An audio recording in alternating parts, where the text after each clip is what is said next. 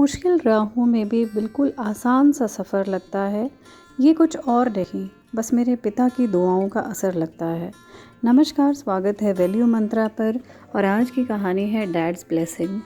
एक बार की बात है, एक बच्चा जिसकी ग्रेजुएशन सेरेमनी हो रही थी, वो अपनी ग्रेजुएशन सेरेमनी की तैयारी कर रहा था।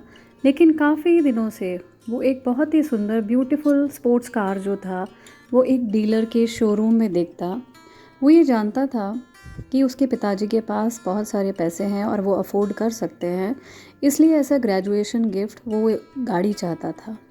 लेकिन जैसे ही ग्रेजुएशन दिन आया, उसने अपने पिता को सारी बात बताई और फाइनली ग्रेजुएशन वाले दिन उसके पिताजी ने उसे अपने रूम में बुलाया और उसे ये कहा कि मैं उसे कितना प्यार करता हूँ, और उसे एक सुंदर सा गिफ्ट दिया जो कि रैप्ड था। अब क्यूरियस था वो बच्चा, लेकिन थोड़ा सा डिसअपॉइंट हुआ क्योंकि जैसे ही उसने वो गिफ्ट खोला, उसे एक उसमें बाइबल मिली जिसमें गोल्ड से उसका नाम जो था वो अंकित था। लेकिन वो देखकर उसे गुस्सा आया और वो वहाँ से गुस्से में पापा के साथ लड़ करके घर को छोड़ करके चला गया। बहुत साल बीत गए, वो बहुत सक्सेसफुल हुआ अपने बिज़नेस में।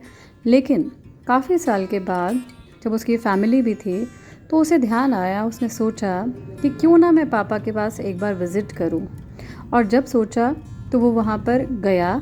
लेकिन जैसे ही निकलने लगा, उसको एक टेलीग्राम मिला जिस पे लिखा था कि उसके पिताजी की मृत्यु हो चुकी है। अब उसे फटाफट से घर आना था। वो आया और जब आया तो बहुत उदासी और पछतावा जो था उसके मन में भर गया।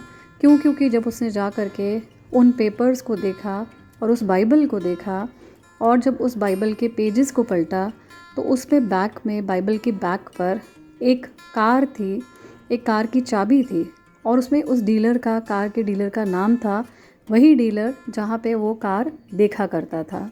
अब उसका दिल जो था वो पछतावे से भर गया और वो ये सोचने लगा कि पापा के रहते ही मैंने ये सब क्यों नहीं किया।